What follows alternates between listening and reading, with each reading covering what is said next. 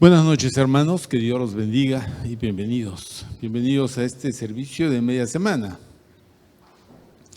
El día de hoy comenzamos un capítulo de esta carta a los Corintios, capítulo también de un contenido extenso que es la resurrección de los muertos. Capítulo 15 de la primera carta del apóstol Pablo a los Corintios, que vamos a buscar, por favor. Ajá.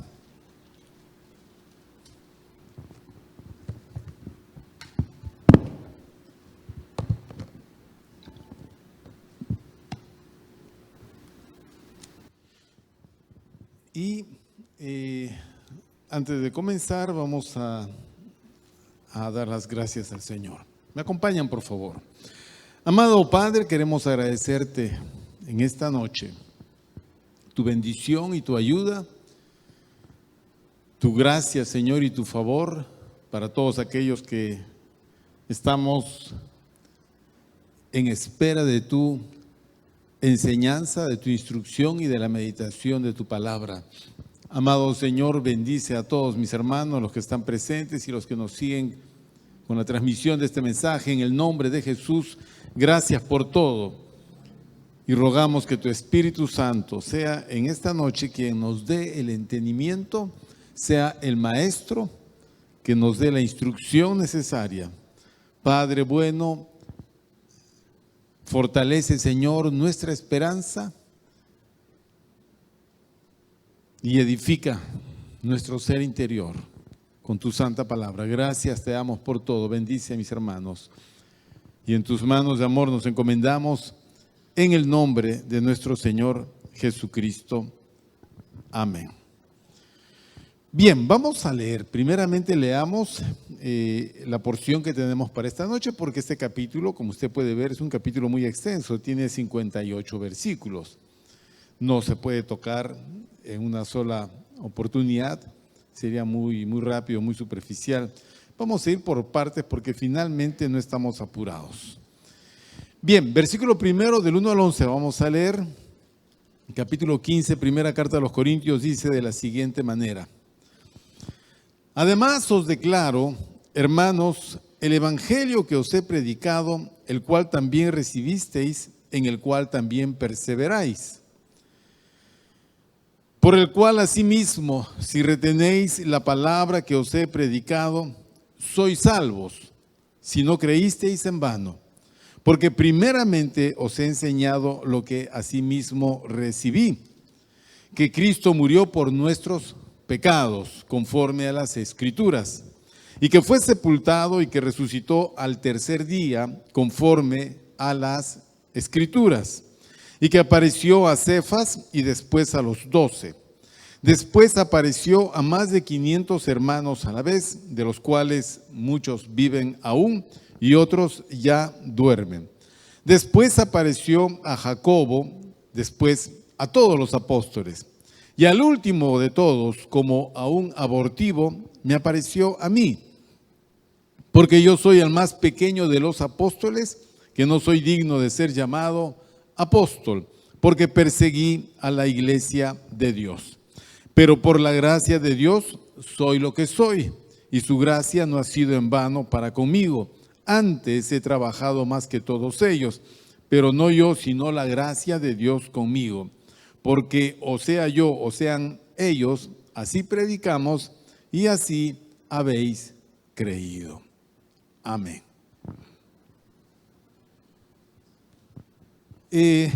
Entramos en este capítulo 15 de la carta a los Corintios al desarrollo de un tema muy diferente a los anteriores. Los anteriores tocaban asuntos morales, éticos, culturales, temas de iglesia, eclesiásticos, el orden en el culto, por ejemplo. Situaciones diferentes que los corintios enfrentaban cada vez que se reunían. Para recordar, la iglesia de los Corintios era una iglesia con muchas situaciones que resolver. y requerían ayuda urgente porque los hermanos que estaban encargados de la obra no resolvían las cosas, sino que había mucha confusión, había mucha división y habían cosas extrañas. Ya se estaban enseñando cosas extrañas. Entonces, necesitando urgente ayuda, escriben al apóstol Pablo haciéndole consultas y Pablo escribe esta carta como respuesta donde va tocando todos los puntos que van mencionando.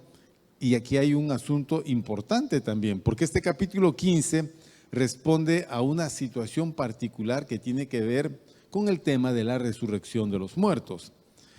Entonces, es un tema sumamente doctrinal y fue un tema controversial en ese momento en la iglesia de los Corintios. Generó mucha discusión este tema. Bueno, para comenzar, la resurrección es un tema nuevo en la predicación y en la enseñanza de los apóstoles. Ellos siempre enseñaban y predicaban que Jesucristo había resucitado de los muertos. Pero cuando Pablo escribe este capítulo, que es más o menos el año 55 después de Cristo, la enseñanza esta de la resurrección era aceptada por todas las iglesias del mundo, del Imperio Romano, como una enseñanza pues fundamental. Entonces, vemos nosotros cómo el apóstol Pedro, por ejemplo, le había enseñado en su primera predicación que encontramos nosotros en el libro de Hechos de los Apóstoles, aquella predicación que viene después de la experiencia de Pentecostés. Pedro menciona acerca de la resurrección de Jesucristo. Eso fue en el año 30 después de Cristo. La carta a los Corintios es el año 55 después de Cristo. En ese lapso, todas las iglesias que fueron siendo establecidas, todas tenían como doctrina fundamental el tema de la resurrección del Señor Jesús. Ese mismo tema lo vamos a encontrar a lo largo del libro de Hechos de los Apóstoles, que como nosotros sabemos es el libro que registra el desarrollo de la iglesia en esos primeros 25 años después de la resurrección del Señor. Lo encontramos en la predicación en Jerusalén. Cuando Pablo predica en Antioquía de Pisidia, menciona la resurrección de Cristo. Cuando predica en Atenas a los sabios atenienses, habla de la resurrección de Cristo.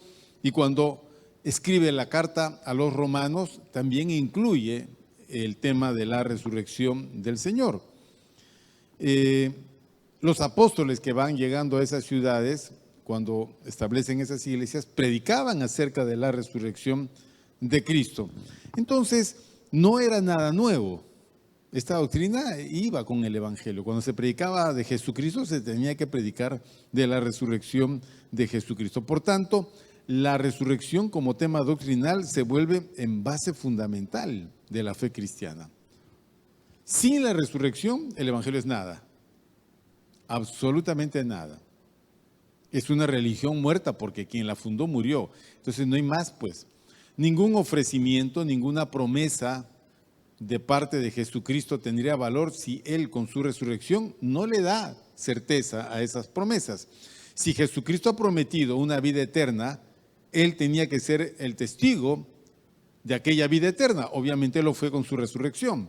Si Jesucristo nos ofrece a nosotros continuidad de vida en la eternidad, Él con su resurrección nos está dando fe de que eso es verdad.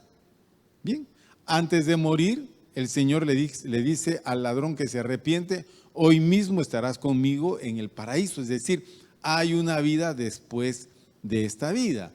La vida continúa. La muerte solamente es separación de esta vida terrenal. Pasamos a la vida celestial.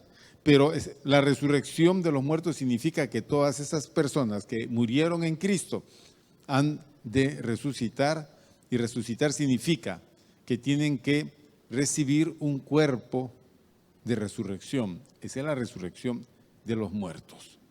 Es decir, no solo están en espíritu allá en el cielo, sino que tienen que manifestarse con un cuerpo glorificado, como este glorificado, como el cuerpo del Señor Jesús cuando Él salió de la tumba. Entonces, es un tema, como les digo, fundamental, y todos los apóstoles lo anunciaban. El apóstol Pablo recibió y transmitió las enseñanzas de la muerte, la sepultura y la resurrección de Cristo. Él no conoció a Cristo en la carne, como los demás apóstoles. Él no fue parte de la iglesia de Jerusalén. Él no era parte de esos 120 que estuvieron en el aposento alto. Pablo se convierte después de eso, pero en el día de su conversión, el apóstol Pablo conoce a Jesús, pero no en visión, lo conoce de forma presencial, es decir, Jesucristo se manifestó corporalmente al apóstol Pablo en el camino a Damasco, cuando se le apareció allí en el camino. Pablo no tuvo una visión, una experiencia, espiritual. Lo que él tuvo fue un encuentro con la misma persona de Jesucristo resucitado. Entonces, para Pablo, la resurrección de los muertos es un hecho por demás, pues, fehaciente, es un hecho por demás real, porque él mismo vio a aquel que todo el mundo decía que había muerto y que solo unos cuantos decían que había resucitado, que no muchos querían creer que la resurrección de Jesucristo fue real. Y Pablo lo vio y habló con él, y Jesús le dijo que se llamaba Jesús. Él le dio su nombre cuando Pablo le preguntó: ¿quién eres? Entonces, Pablo conoce la realidad de la resurrección, porque la presenció cuando Jesucristo se le apareció en el camino a Damasco y lo llamó para predicar de que Él era el Hijo de Dios. Se lo va a encontrar en Hechos 9, que es el capítulo que contiene la conversión de Pablo. Posterior a esto, Pablo va a Jerusalén, hace una visita y se reúne con Pedro, con Jacobo y con Juan, a quienes el Señor se les había aparecido después de morir, resucitó, se les apareció a ellos y después el Señor ascendió. Es decir, Pablo compartió su experiencia con otras personas más que conocieron a Jesús resucitado. Entonces coincidieron con la experiencia, y lo que Pablo ganó con eso fue reforzar su conocimiento de ese hecho. Entonces, Pablo conoce a las personas que reafirman que la resurrección de Jesucristo fue una realidad. Bueno, Pablo, como el pastor de esta iglesia de los Corintios, ya les había enseñado esto anteriormente. Esta carta de los Corintios es un recordatorio de esa enseñanza. Todo lo que nosotros leemos acá es un recordatorio de lo que él como pastor les había enseñado, solo que ahora él está en otro lugar.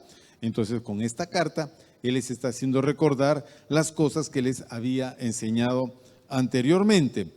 Entonces, lo que se encuentra, o lo que concluimos nosotros con este capítulo, es que hay personas, a pesar de que él enseñó, hay personas que les cuesta aceptar o entender esta doctrina. Les es muy complicado, totalmente complicado. Entonces, la iglesia de los Corintios, Corinto es una ciudad griega con una gran colonia judía. La iglesia cristiana está conformada por judíos, una parte, y por griegos o gentiles, la otra parte. La doctrina de la resurrección de los muertos no es un problema para los judíos, de ninguna manera. Porque ellos creían en la resurrección de los muertos. El problema venía por el lado de los griegos. En el mundo judío, en la enseñanza, por ejemplo, de Jesús, Jesús menciona, ¿no?, el Dios de Abraham, Isaac y Jacob. Dios no es Dios de muertos, sino de vivos, hablando acerca de la existencia eterna de las personas. Pero estamos hablando de la resurrección, es decir, tienen que resucitar, tienen que venir a esta tierra con un cuerpo glorificado. Bien, esa es la continuación de la enseñanza. Los judíos no tenían problema de aceptar esta enseñanza. El problema es los griegos, los hermanos que tienen una formación griega. Para ellos sí era un problema aceptar de que hubiese resurrección de los muertos. ¿Por qué? Porque para la cultura y filosofía griega, el cuerpo y el alma no podían volver a unirse, porque consideraban ellos que el cuerpo, la materia, era eternamente mala y el espíritu de la persona era eternamente buena. ¿Ok? Y ambas cosas no podían volver a unirse, es decir, es imposible creer que Dios pueda nuevamente unir a un espíritu con el cuerpo, si el cuerpo es malo. ¿Para qué? ¿Cuál es el propósito de volver a unir un espíritu de alguien que ya murió, que ya se separó del cuerpo, con el cuerpo, si el cuerpo es el problema? Eso decían los griegos. Por tanto, cuando Pablo llegaba a un lugar y anunciaba el evangelio, incluyendo la resurrección de los muertos, algunos reaccionaban y decían: no, eso es inaceptable para nosotros. Para nosotros no hay tal resurrección. El cuerpo se aniquila, desaparece totalmente, y el espíritu tiene que iniciar un camino hacia la deidad, hacia la perfección espiritual, en la filosofía y entender de los griegos. Pero la Biblia no enseñaba así. La Biblia enseñaba que había resurrección corporal de los muertos. Los muertos tienen que resucitar con un cuerpo, pero no es un cuerpo a semejanza de este cuerpo, que es un cuerpo ya afectado por el pecado, sino un cuerpo glorificado, hecho especialmente para la perfección de la vida eterna. Eso era lo que ellos no entendían.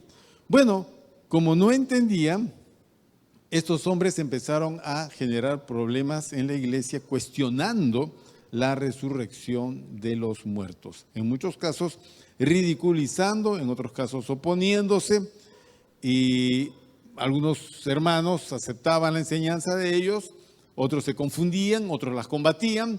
Entonces necesitan que el apóstol Pablo aclare esta situación, y es lo que él hace con este capítulo 15. Entonces entramos, hermanos, al capítulo.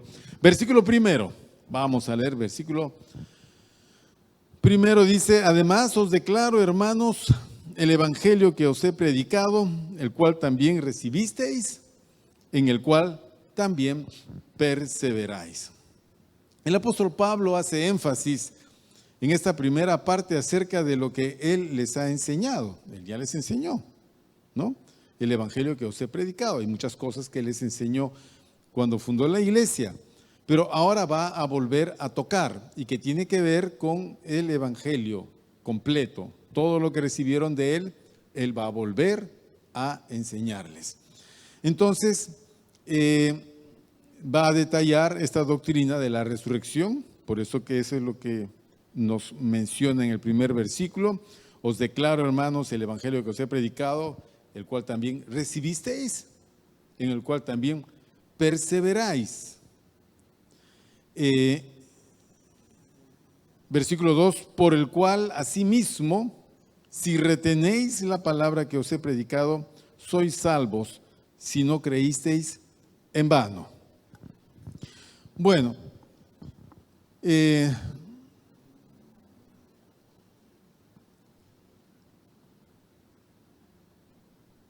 los creyentes tenemos la responsabilidad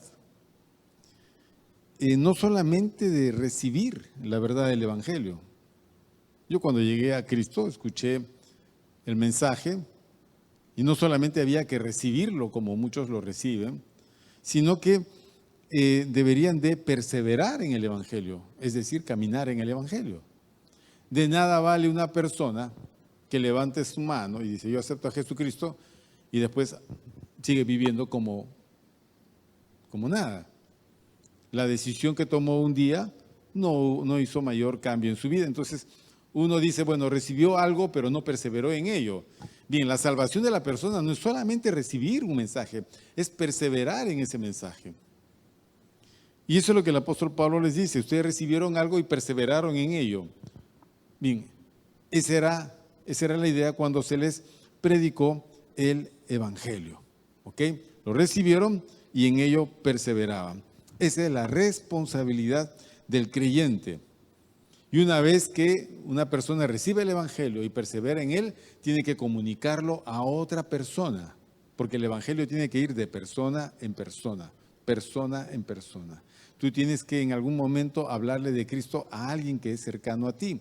En algún momento alguien te va a preguntar, te va a decir qué libro es ese que llevas en la mano, o te va a decir qué canción más extraña tocas, o te va a preguntar tú por qué no haces esto, o por qué hablas diferente, o por qué eres diferente. Entonces tú tienes que decirle a la persona cuál es el origen de tu diferencia.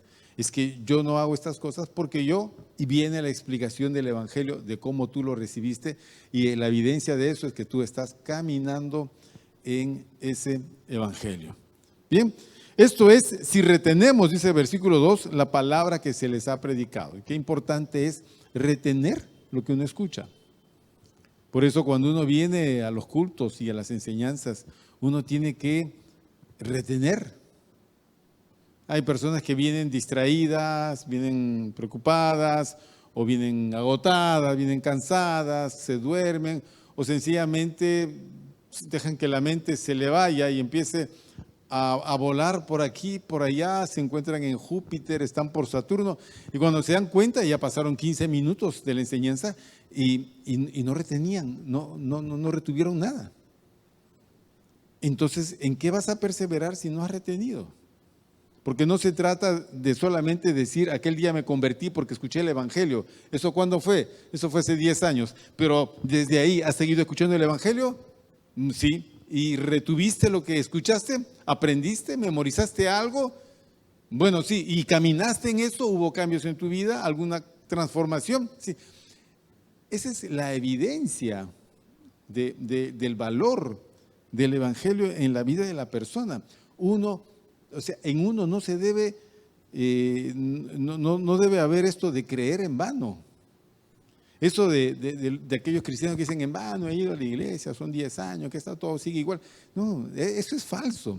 Reflexiones de ese tipo son totalmente equivocadas. Nunca es en vano. Nunca. La palabra de Dios no es semilla inservible, pues. El problema no es la semilla, el problema es el terreno donde se siembra la semilla. Por eso nosotros tenemos que ser buenos terrenos sobre el cual se siembra la semilla. Tenemos que retener la palabra con la finalidad de no creer en vano. Bien, eso es hasta el versículo 2. Versículo 3 viene aquello que Pablo enseñó. Dice, versículo 3, porque primeramente os he enseñado lo que asimismo recibí, que Cristo murió por nuestros pecados conforme a las Escrituras, y que fue sepultado y que resucitó al tercer día conforme a las Escrituras, y que apareció a Cefas y después a los 12. Bien. Vamos a ver hasta aquí nomás, después vamos a continuar. Lo que hace Pablo es lo que hace todo ministro del Evangelio. Nosotros solo enseñamos lo que recibimos. Nosotros no inventamos nada, no creamos nada. Si tú quieres predicar el Evangelio, primero tienes que recibirlo. Tú no puedes predicar lo que no has recibido.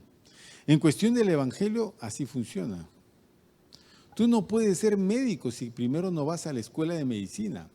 Porque si tú te pones a ser médico sin haber estudiado, eres un curandero y que vas a matar más de los que vas a curar.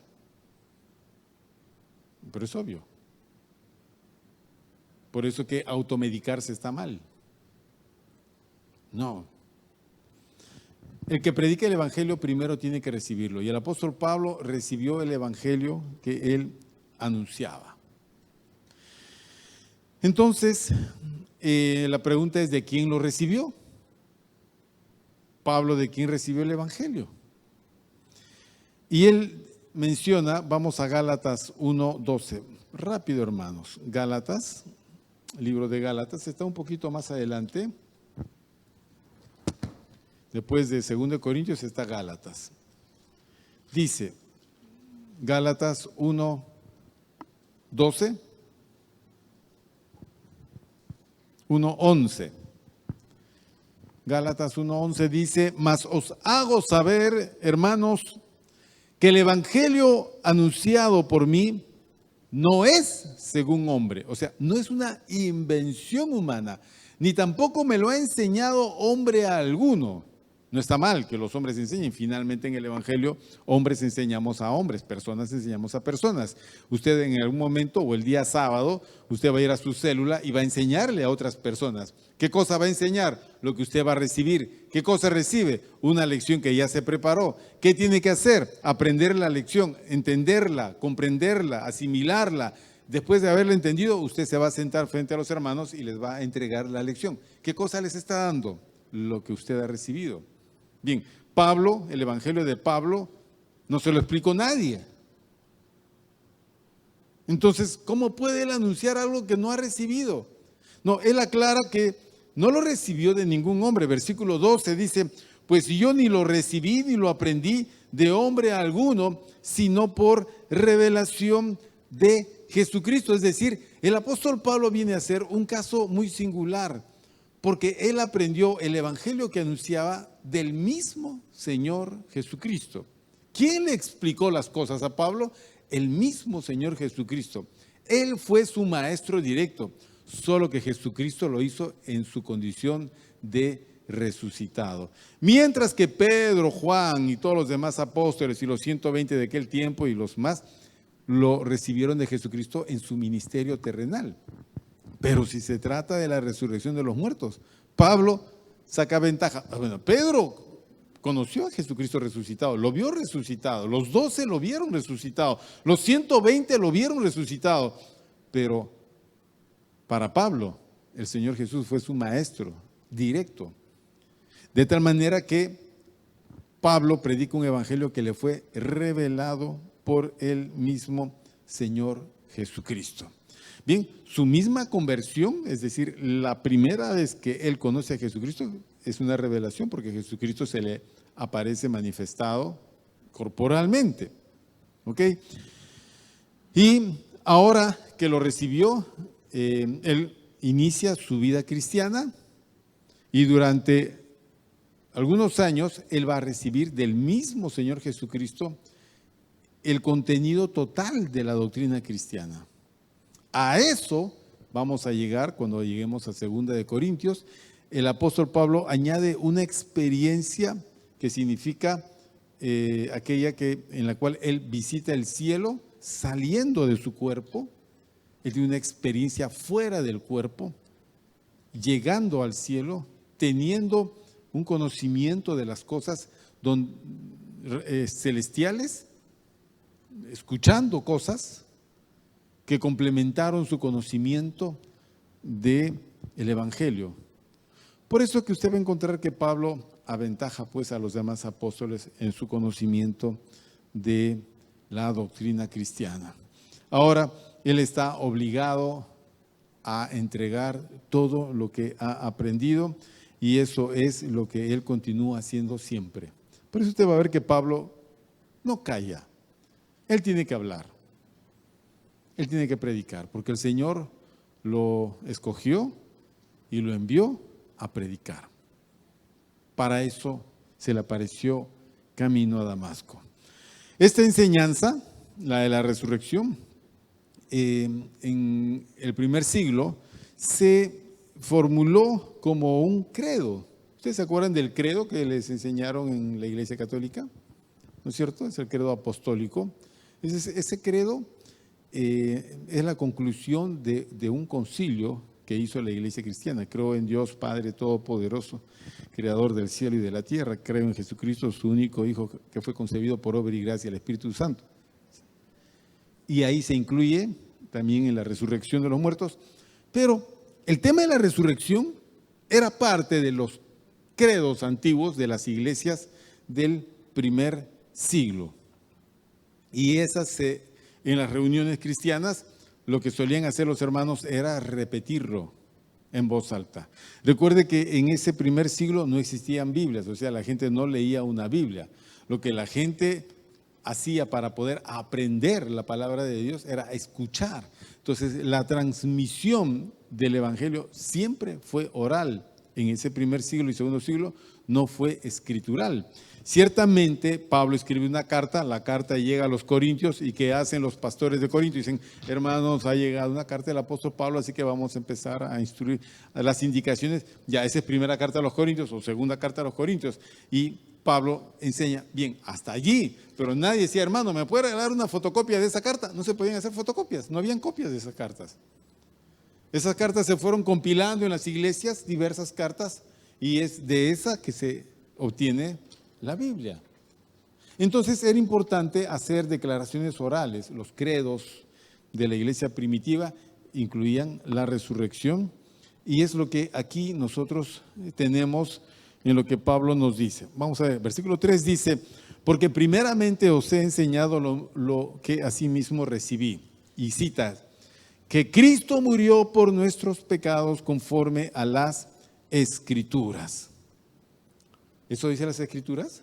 Por supuesto que sí. Isaías 53, Salmo mesiánico, hablando de el varón de dolores, experimentado en quebranto, el siervo sufriente, y reafirmado en el Salmo 22, y luego Pedro lo menciona en 1 Pedro 3:18. O sea, las Escrituras enseñaban acerca de la resurrección, de la muerte de Jesucristo. Jesucristo tenía que morir. Hubo gente, pues, que estuvo combatiendo la resurrección. Decían: él no resucitó porque no murió. Ah, ¿no murió? No, él no murió. ¿Qué le pasó entonces? Entró en coma. Como esa gente no sabía distinguir entre un coma y una muerte, dijeron: murió. Entonces lo metieron al sepulcro, y en el sepulcro él volvió en sí, entonces se levantó y así se salió de la tumba y se fue. Ya. Bueno, argumentos como esos, yo agarramos a alguien, lo llevamos a la angustia, a la muerte. Toda la noche lo agarramos a golpes, ¿ya? Lo molemos a golpes. No duerme, no come, no bebe. Al día siguiente lo desollamos vivo con la flagelación, y después le hacemos cargar una cruz, o sea, desangrando, hemorragia, hasta cierto lugar, y de ahí lo clavamos en la cruz. Me vas a decir que no va a morir. Me vas a decir que no va a morir. Me hace decir que no va a morir. Las evidencias médicas de médicos que analizaron la descripción de la crucifixión de Jesús dijeron totalmente: este hombre murió. Era imposible que pudiese vivir. Miren, bajándolo vivo de la cruz, él estaba en agonía. No lo podían mantener vivo. No se podía.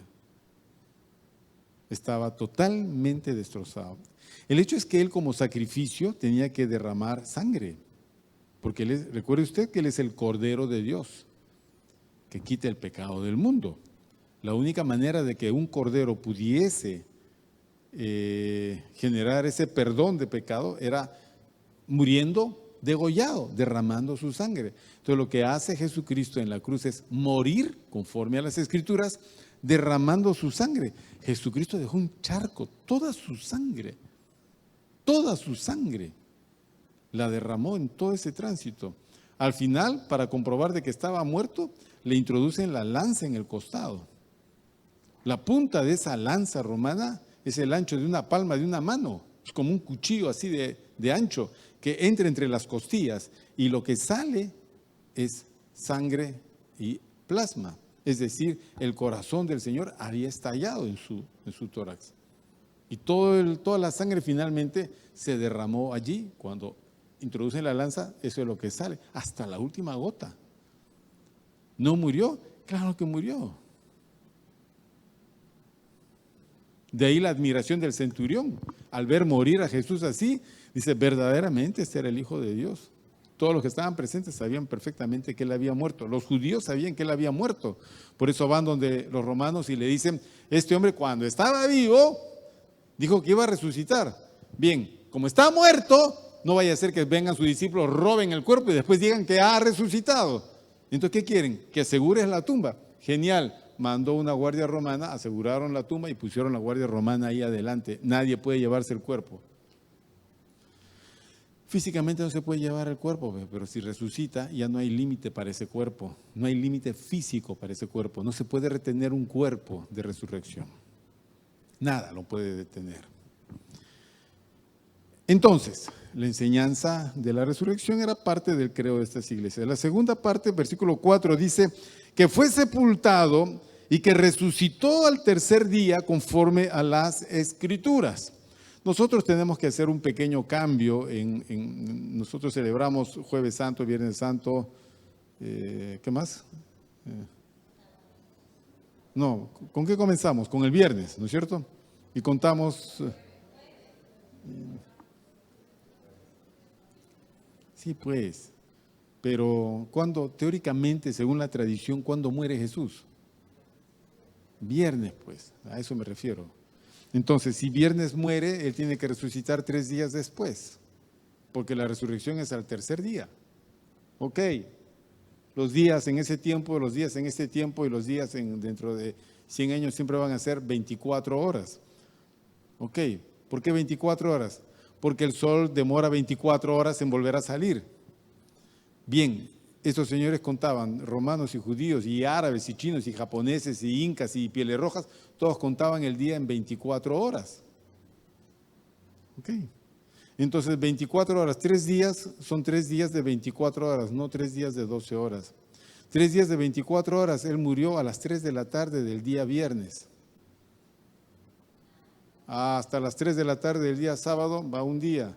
Hasta las 3 de la tarde del día domingo van 2 días.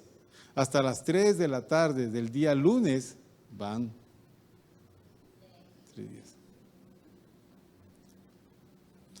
Como fuere, cuando fueron a la tumba las mujeres para preparar el cuerpo, la tumba estaba abierta, el cuerpo no estaba. Tampoco estaba la guardia romana. Las mujeres no sabían qué pasaba.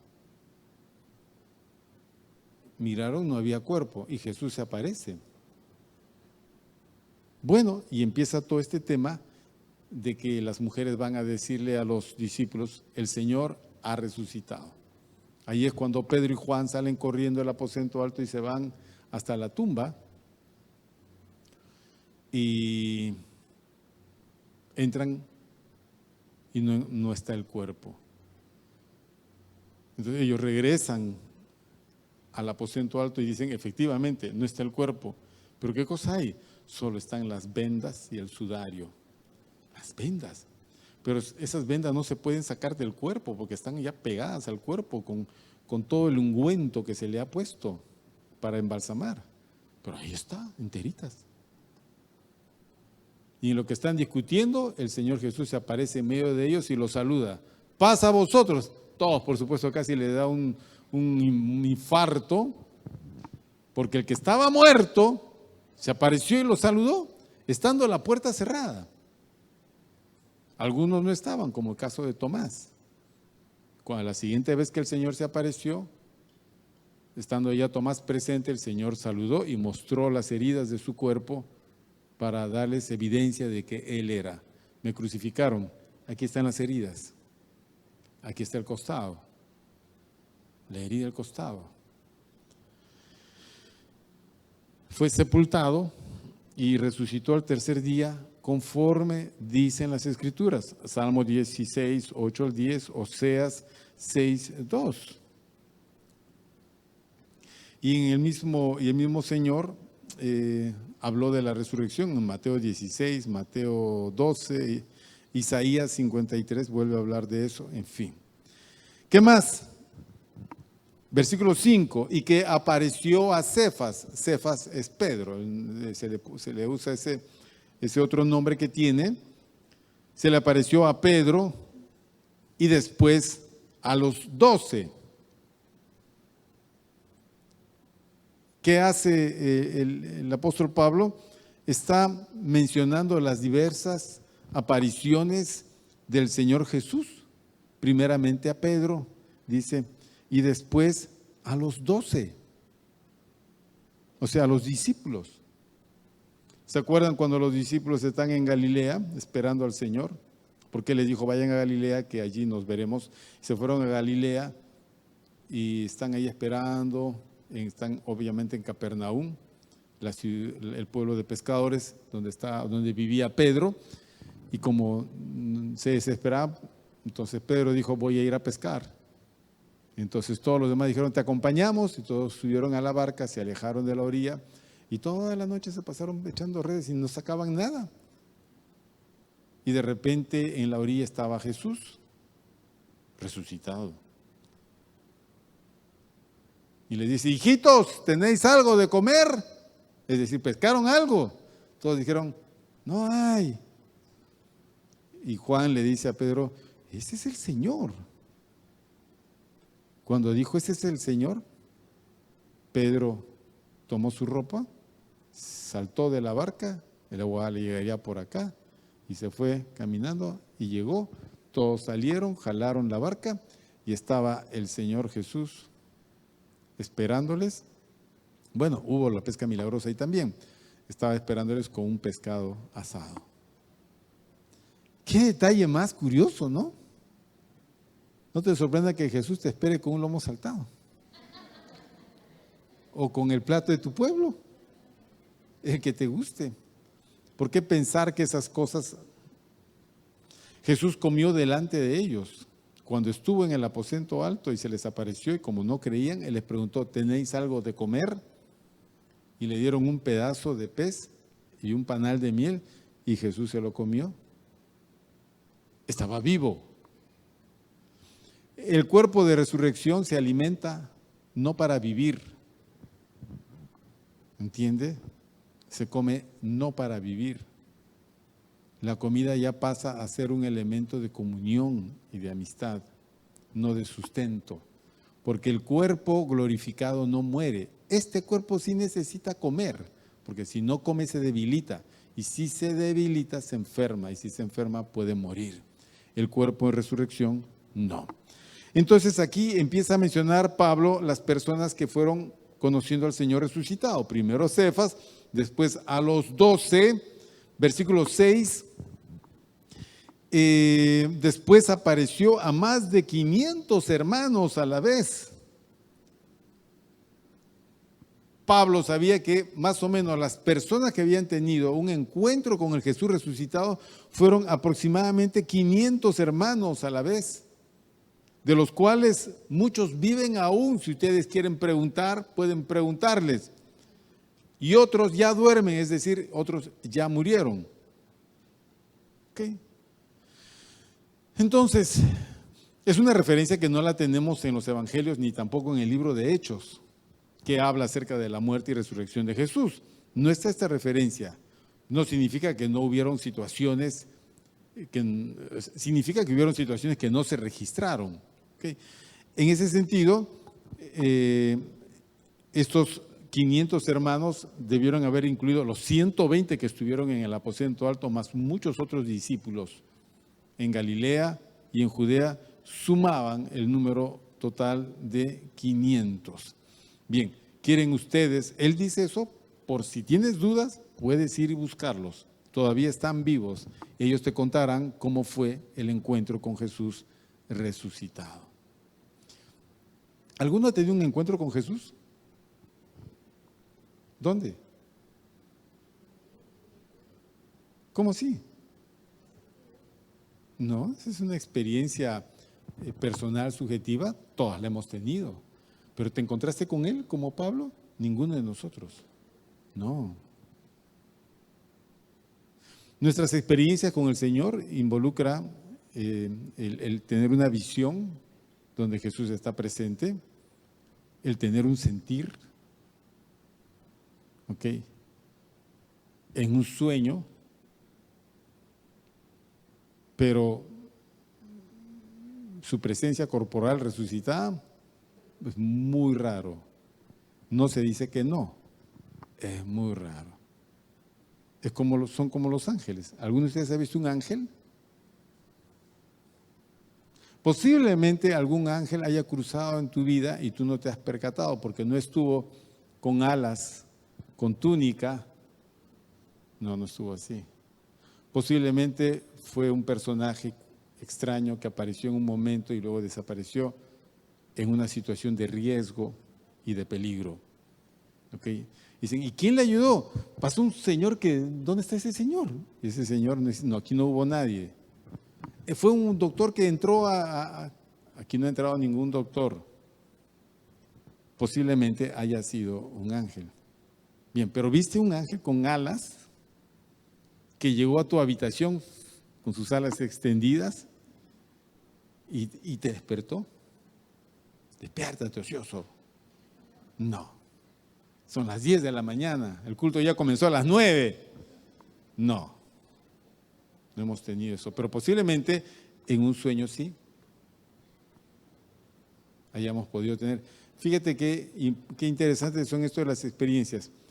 Estos hermanos tuvieron una experiencia con el Jesucristo resucitado. 500 hermanos. Muchos todavía vivían en ese momento. Otros ya habían partido con el Señor. Versículo 7. Dice, después apareció a Jacobo. Miren, 1 año y medio antes de que el Señor Jesús muriese en la cruz, fuese crucificado, 1 año y medio antes, la familia del Señor Jesús, que eran sus hermanos, su madre, sus hermanos y sus hermanas, bien, ellos son mencionados en un pasaje donde lo buscaban.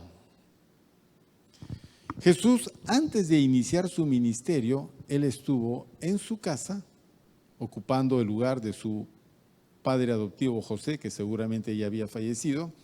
Él era el hijo mayor, el responsable de la familia y de la mamá. Oficio, carpintero, porque entre los judíos los padres heredaban el oficio a los hijos. ¿Ok? Ellos tenían como misión enseñarle un oficio a sus hijos. Nunca los dejaban sin oficio. Perfecto, entonces Jesús era carpintero como su papá. Pero cuando llegó el momento de iniciar su ministerio público, es decir, antes de eso, él no andaba sanando, él no andaba haciendo cosas, dándole vida a pajaritos de barro, él no hacía nada de eso, nada, absolutamente nada. Él estaba como todos, era un buen judío, ejemplar, todo lo que tú quieras, pero todos veían en él a una persona. Sus hermanos también lo conocieron así, sus hermanos y sus hermanas. Solamente que la gran diferencia es esta, que cuando uno es, digamos, tú en tu familia, tú tienes 6 hermanos, varones y mujeres, y tú eres un buen cristiano, tú madrugas, eres amable, ya todos dicen, es raro, ¿no es cierto? Todos dicen, este es raro, es que va a una secta, pues. Cosas así.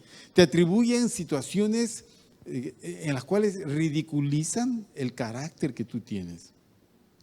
Bien, para sus hermanos, Jesús dejando la casa y saliendo y yéndose era un acto de estar fuera de sí. Entonces la tendencia de ellos era siempre ir y regresarlo a Nazaret de Galilea. Pero cuando le dijeron a Jesús, tu madre y tus hermanos te buscan, él dijo, ¿quién es mi madre y quién es mis hermanos? ¿Quiénes son mis hermanos? Mi madre y mis hermanos son todos aquellos que hacen la voluntad de Dios. Él nunca regresó a su casa. No regresó. Entonces, 1 año y medio antes de que fuese crucificado, sus hermanos no creían en él.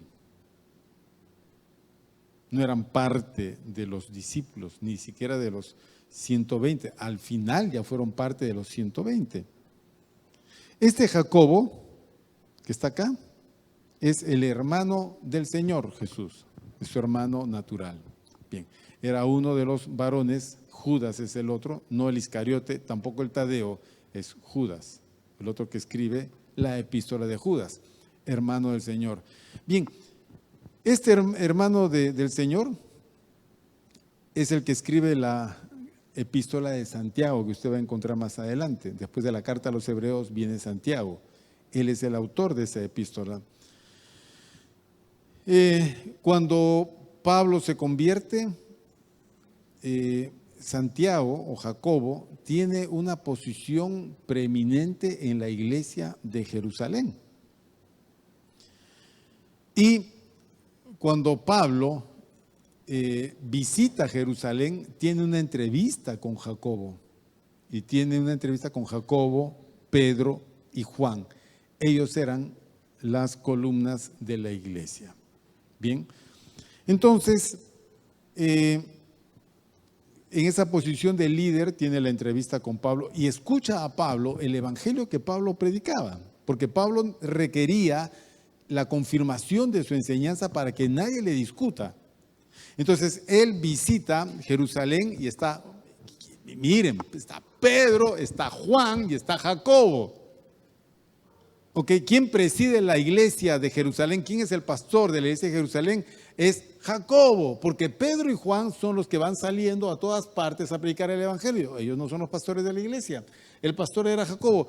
Pero estos tres conformaban la parte más sólida dentro de los dirigentes. Y Pablo les comparte el evangelio que él predicaba. Cuando ellos escucharon, respaldaron cada enseñanza que Pablo tenía. Y al final le estrecharon la mano en señal de aceptación, diciéndole: tú predicas lo mismo que nosotros recibimos del Señor Jesús cuando Él estuvo con nosotros acá antes de su crucifixión. Bien, versículo 7, entonces, después apareció a Jacobo, después a todos los apóstoles, y finalmente al último de todos, como a un abortivo, me apareció a mí. Después de aparecerse a todos los apóstoles, Pablo afirma que fue el último a quien el Señor se le apareció. Y toma este lugar a causa de su conversión. O sea, a mí Jesús se apareció ya. Todos ya lo conocían, habían estado con él. Yo no. Yo rechacé el evangelio, rechacé a los cristianos, yo los perseguí, yo los encarcelé, los flagelé. Todo. Y al final, cuando yo ya iba a perseguir cristianos a otra ciudad, ahí se me aparece Jesús. Entonces, en su conversión, él conoce a Jesús a posteriori de los demás discípulos. Entonces, no fue una simple aparición, fue una experiencia con el Jesús resucitado. Y usa la palabra como un abortivo, ¿ok? Dice versículo 8, y al último de todos, como un abortivo me apareció a mí. Usa esa palabra, que es una expresión muy poco usual, se usa una sola vez en todo el Nuevo Testamento, y es la ilustración mediante la cual habla del nombramiento de Pablo como apóstol. Él es el último apóstol a quien el Señor Jesús llama, ¿no? Habiendo sido apartado desde el vientre de su madre, porque eso es lo que menciona Pablo en Gálatas, el Señor Jesús lo llama tardíamente en el día de su conversión. No fue seguidor de Jesús cuando estuvo vivo. No vio la tumba vacía, pero lo vio resucitado. Versículo 9. Porque yo soy el más pequeño de los apóstoles, que no soy digno de ser llamado apóstol, porque perseguía la iglesia de Dios. Pero por la gracia de Dios soy lo que soy, y su gracia no ha sido en vano para conmigo. Antes he trabajado más que todos ellos, pero no yo, sino la gracia de Dios conmigo.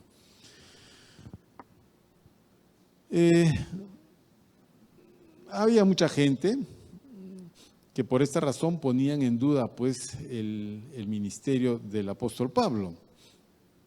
En la misma ciudad de Corinto, en la misma iglesia, habían algunos hermanos que menospreciaban a Pablo y su apostolado. Entonces,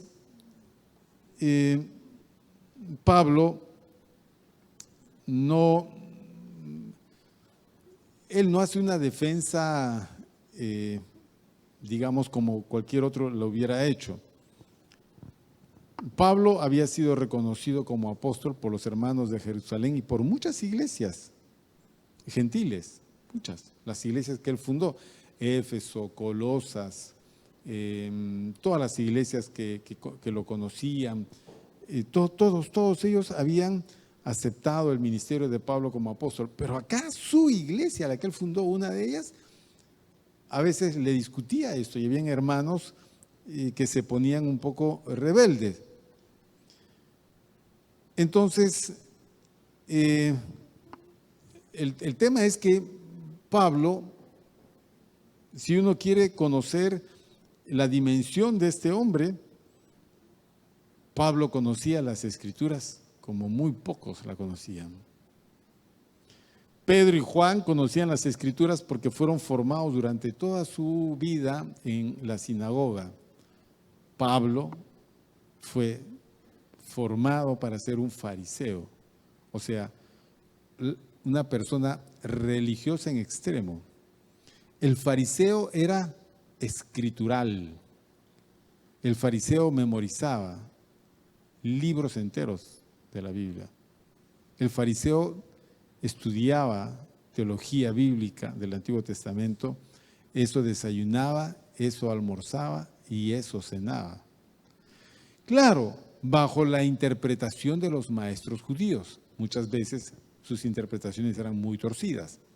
Pero su conocimiento del texto, cuando conoce a Jesús y Jesús le explica el Evangelio, entonces todo ese conocimiento que tenía Pablo, más la revelación de Jesucristo, generan en él una capacidad totalmente sorprendente. Es increíble lo que Pablo entiende y enseña del Evangelio, tan así que hasta el mismo Pedro reconoce la gran autoridad que tiene Pablo como ministro, como apóstol. Sin embargo, Pablo dice así, versículo 9, porque yo soy el más pequeño de los apóstoles, que no soy digno de ser llamado apóstol. Mientras que había muchos que se autonombraban apóstoles y luchaban por ese puesto, Pablo decía, yo ni siquiera debería de llamarme apóstol porque yo perseguí a la iglesia de Dios. Pero lo increíble es esto, que siendo un perseguidor de la iglesia, el Señor lo llamó para ser un predicador del Evangelio. Solo Dios hace esas cosas. Solo Dios hace esas cosas. Porque si a ti te dicen, oye hermano, necesitamos un predicador del Evangelio, tienes que buscar al mejor de todos, al más inteligente, al más preparado, ¿no es cierto? Al más idóneo para las cosas religiosas. Pero Pablo no, Pablo era el enemigo de la fe. Pablo era un azote del Evangelio. No podrías considerar a Pablo en esa lista, por muy inteligente que fuese, porque él era contrario a Cristo. Aborrecía el Evangelio. Sin embargo, Dios había puesto sus ojos en Pablo y esperó el momento para revelarse delante de él. Todo ese asunto, ese obrar de ser perseguidor y hacerlo un predicador y un apóstol, eso se llama gracia de Dios.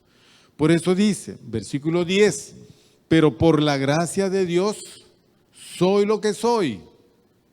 Y su gracia no ha sido en vano para conmigo.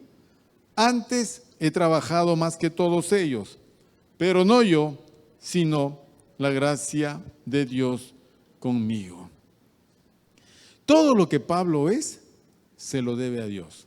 Es igual que nosotros. Todo lo que nosotros somos y tenemos, se lo debemos a Dios. El principio es sencillo. Desnudos salimos del vientre de nuestra madre. Nadie trajo riqueza. Si hoy tienes riqueza, la encontraste en la vida. Capacidad, talento, inteligencia. Dios determinó todas estas cosas para que tú fueses lo que hoy eres. Hagas lo que hasta hoy has hecho y tengas lo que hasta hoy tengas. Porque el día que llegue tu término en la tierra, todas estas cosas las tendrás que dejar para otro que va a continuar. Si es que hay algo que dejar. Todo eso se llama gracia. Nosotros somos lo que la gracia de Dios nos permitió ser. Pablo dice, por la gracia de Dios soy lo que soy. Pero hay una gran diferencia. Para muchos cristianos, para mucha gente que dice ser cristiana, la gracia de Dios es como un don no apreciado. Es como un don, como un favor desperdiciado. En cambio, Pablo no, Pablo aprovechó absolutamente todo de esa gracia. Su gracia no ha sido en vano para conmigo. ¿Y cómo fue que la aprovechó? Antes he trabajado más que todos ellos. Tú ves en Pablo, Pablo es el hombre de la renuncia.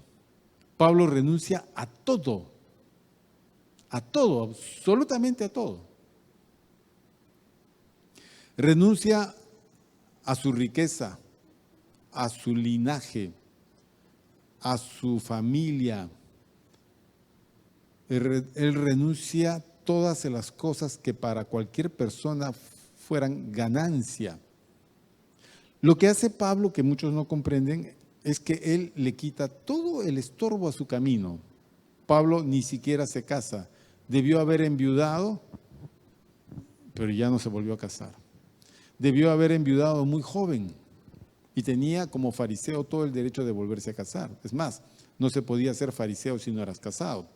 Pablo fue fariseo, entonces debió haber enviudado. Él no se vuelve a casar. Él no regresa a la casa de sus padres. Él no reclama herencia. Él no hace nada. Lo único que hace es predicar el evangelio. Renuncia a todo. ¿Por qué? Porque los mayores estorbos que nosotros tenemos para la realización del evangelio son justamente nuestros afanes de todos los días. ¿Es así? ¿Quieres vivir una vida de afán? Cásate. Y vas a tener más afanes que un soltero. Pablo podía ir a cualquier lugar. No tenía niños que llevar ni esposa a quien preguntar. Pablo no tenía negocios que atender. No es que sean malos. Casarse no es malo. Obviamente que no. Tener hijos es una bendición de Dios. El que encuentre esposa dice haya un tesoro. Todo eso está bien para la vida de un creyente. Pero cuando la vida cristiana se hace demandante, uno tiene que entender que hay que hacer sacrificios. Bien, para ti no, tú no eres el apóstol Pablo, tú no tienes que hacer todas las renuncias que este hombre ha hecho. Lo que tienes que entender es que todo lo que tienes es gracia de Dios para que te esfuerces, es como una ayuda de Dios para que puedas trabajar más para el Señor. El único trabajo que va a tener recompensa en la eternidad es el que tú hagas para Cristo. El único. Todos los demás, todo esfuerzo que tú hagas fuera de Cristo, todo eso se queda en la tierra. Todo se queda en la tierra. Yo tenía un maestro en el seminario, el doctor Cuantitos.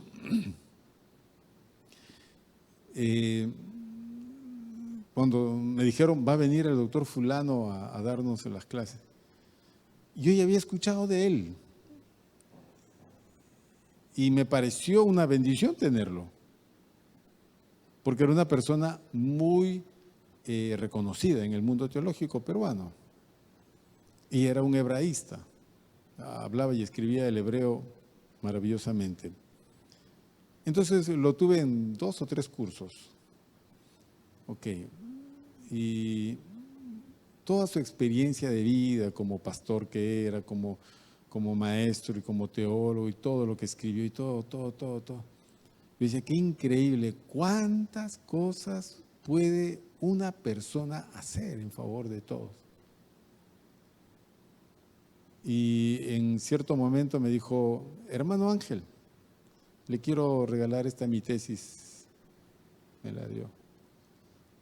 Muchas gracias, doctor fulano. Y ahí me la guardé. Y pregunté por él, ahora en este año, porque lo que le estoy contando es hace varios años atrás, y me dijeron, ya partió con el Señor. Ah, no me digas. Sí.